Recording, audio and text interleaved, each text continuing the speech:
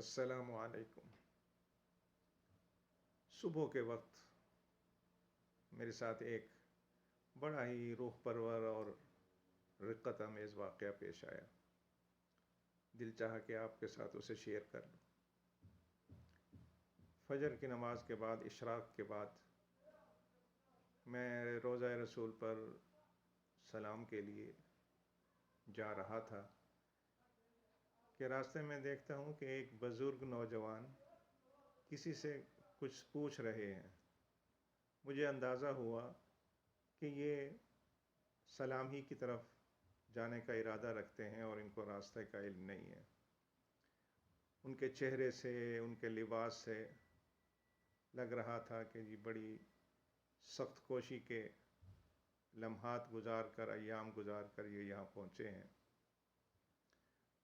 تو میں خود بخود ان کی طرف بڑھا اور ان سے سوال کرنے لگا کہ آپ نے کہاں جانا ہے؟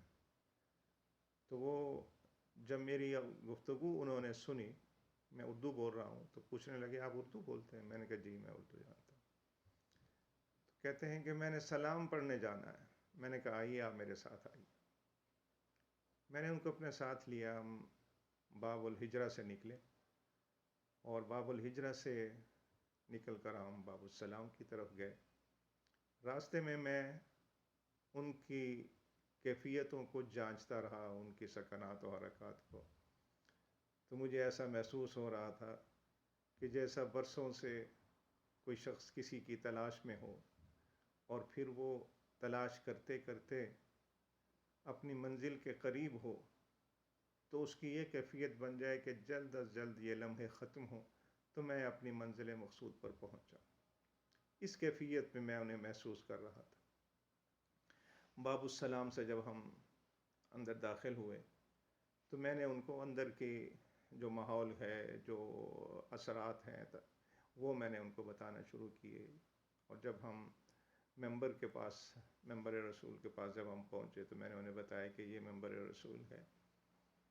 اور پھر وہاں میں نے وہ حدیث بھی پڑھ کے سنائی کہ ما بین بیتی و ممبری روضۃ من ریاض الجنہ، کہ میرے ممبر اور میرے گھر کے درمیان کا جو حصہ ہے یہ جنت کے باغوں میں سے ایک باغ ہے۔ اچھا، جو ہی میں نے یہ گفتگو ختم کی تو کیا دیکھتا ہوں کہ وہ ایسی رقت ان کے اوپر طاری ہوئی کہ وہ زار و قطار رونے لگ گئے۔ ان کے لیے چلنا مشکل ہو رہا تھا۔ میں نے پھر ان کے ہاتھ کو تھاما اور ہاتھ کو تھام کر میں آگے چلا، یہاں تک کہ ہم معاجہ شریف کے سامنے ہم کھڑے ہوئے تو وہ سلام پڑھنے لگے۔ سلام پڑھا انہوں نے اور ان کی آنکھوں سے اسی طرح آنسو جاری۔ یقین کیجئے کہ وہ منظر اس وقت محسوس کیا جا سکتا ہے لیکن میں اس کو بیان نہیں کر سکتا۔ جب ہم فارغ ہوئے وہ پورا وقت روتے ہی گئے۔ فارغ ہو کر جب ہم سلام پڑھ کے باہر نکلے ہیں، باہر نکل کر ان کی نظر گنبد خضرا پر پڑتی ہے تو پھر ان پر رقت طاری ہوتی ہے اور وہ دھاڑے مار مار کر رونے لگے۔ اور اس عالم میں پھر وہ بیٹھ گئے، ان سے کھڑا نہ رہا گیا۔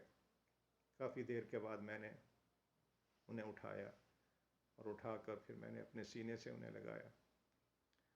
اور اس کے بعد میں کیا دیکھتا ہوں کہ ان کے چہرے کی اور کیفیت تھی۔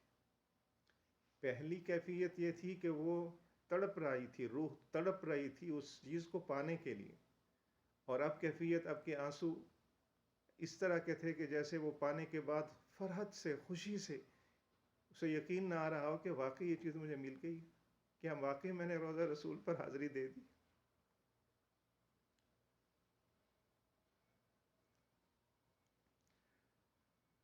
آج کوئی 4-5 روز ہو گئے ہیں، میں جب اس منظر کو اپنے ذہن میں لاتا ہوں تو اپنے آپ کو میں روک نہیں پاتا، خود بخود آنسوں کی جھڑی نکلنے لگتی۔